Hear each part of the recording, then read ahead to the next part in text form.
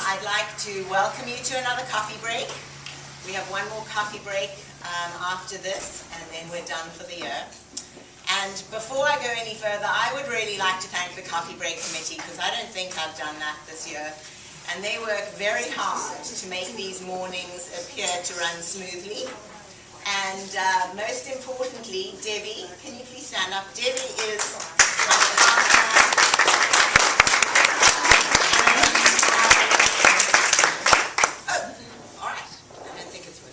hello? The rest of the Coffee Break Committee, can you just stand up for 1 second so we can see who you are? There are a lot of them around. They do all sorts of things, from writing press releases, filming it, downloading it. There's a lot to do behind the scenes, so I just wanted to take a moment to thank them. I also wanted to announce our first Coffee Break fundraiser. You have the flyer. I think there were flyers outside, and there are a couple on the table. It's going to be a very fun evening with our friend Tyler Derman, who was one of our speakers this year and was very popular. Parents haven't stopped talking about him. He's going to come back for an evening coffee break, and we're hoping that there'll be lots of couples there, because it's always good to have both of you hear the information rather than you trying to pass it on. Last night, as I was driving back from club soccer, I was helping my 6th grader write an ode on my cell phone, thinking, I must be nuts, I've got coffee break tomorrow. What am I going to think about? And this week has been an inspirational week. From Thursday, when I went to the high school PTA meeting, and Kathleen Fay, who is the head of their PTA, is not here today, but she always does these great meetings. And we had a whole presentation from Irene White, who is our head of special education. She's not here today, but it was all about their alcohol and other drugs steering committee and the new curriculum that they're implementing. And Dr. Culverhouse is here today. They've spent a lot of time looking at their old curriculum, looking for research-based programs, trying to have, train teachers. There's a lot involved in implementing these sort of things. But everywhere I look, they're just people looking to help our children and raise them to be healthy and successful. And then we went to a talk, Debbie and I, and in fact, I know that our superintendent, Shireen, went, some of our school board members went. The Orange County, the Arts for Orange County had a speaker who has, he's worked for Apple, and he stood up. His name was Randy Nelson, and he talked about innovation and the importance of arts in education today. And one of the things he said was that when your child leaves school, they should walk away with a portfolio of mastery. And it didn't really matter what they had mastered, as long as they had a portfolio that showed that they had mastered some topic. And that, like godparents, they should have portfolio parents who were other adults that had helped them develop this, that they could take away with them. And I thought that was just so inspiring.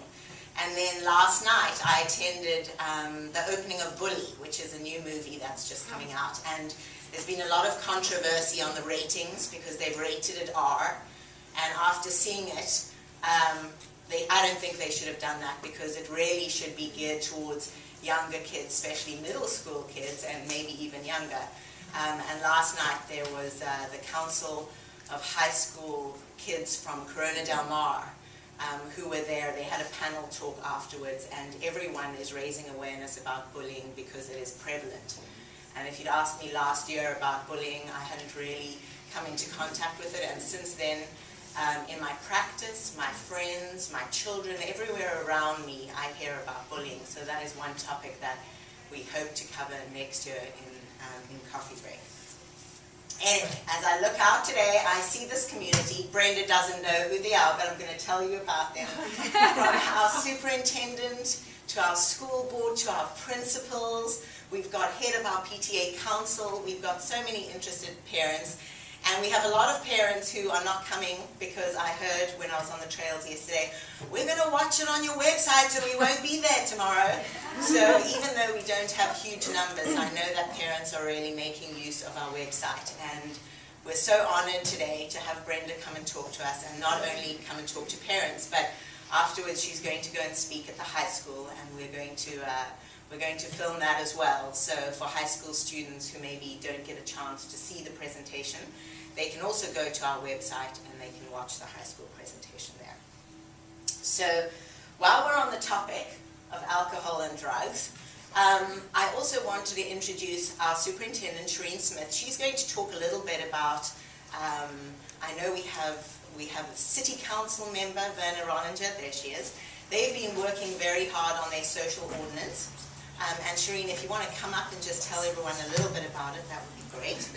I'll be brief because I know we're all here to hear Brenda today, but I want to acknowledge the really important work that our community coalition has been doing. The community coalition is composed of school district members, city council members, Werner Rollinger, who's been instrumental, Mission Hospital, and other very community organizations that are very invested in this community.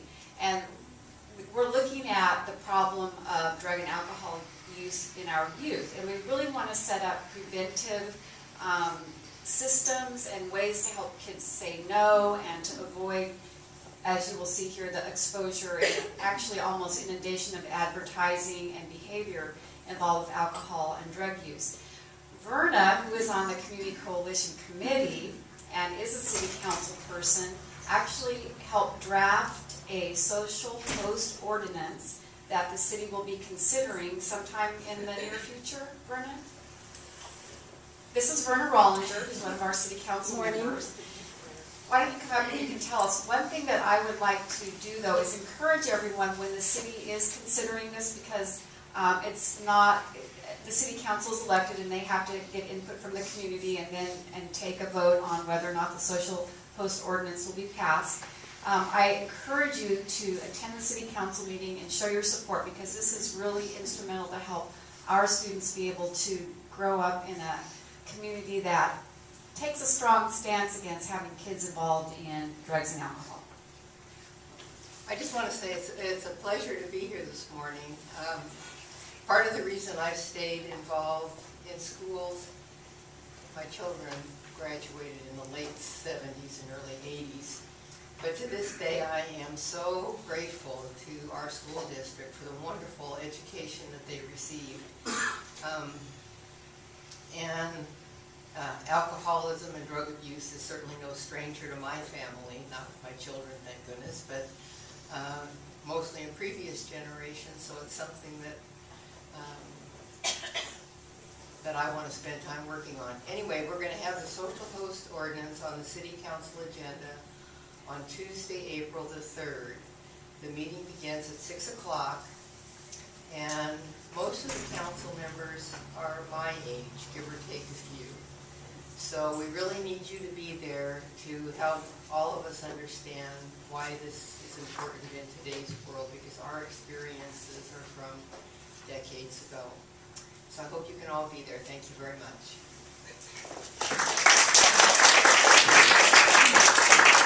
One other thing that you have on your table is the Laguna Beach Police Department trained a group of students, high school students from Laguna Beach High, from Sage, from J. Sarah, and they're working together. The pamphlet is there to really inform parents, and they said grandparents, that 70% of the prescription drugs that children get hold of are from out of the bathroom cupboard or from their grandparents' bathroom cupboard. So that's another interesting sort of coalition for the community. My last thank you is to the Laguna Beach Community Foundation. They granted us money for coffee break.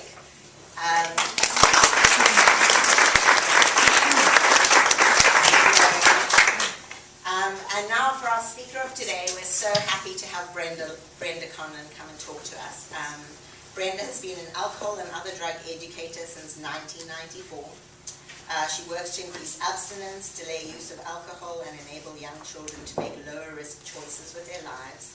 She works with students and parents and has vast experience combining current prevention research with vast national and international teaching experience. We found her because one of our coffee break members had actually heard her in London. She addresses a lot of high school students and middle school students, and we're so happy that she's going to go up to the high school after this. Her experience as an adolescent drug addict has spurred her belief that facts are not enough, that drug education has to find a way into a young person's heart to have a lasting effect. So welcome and thank you so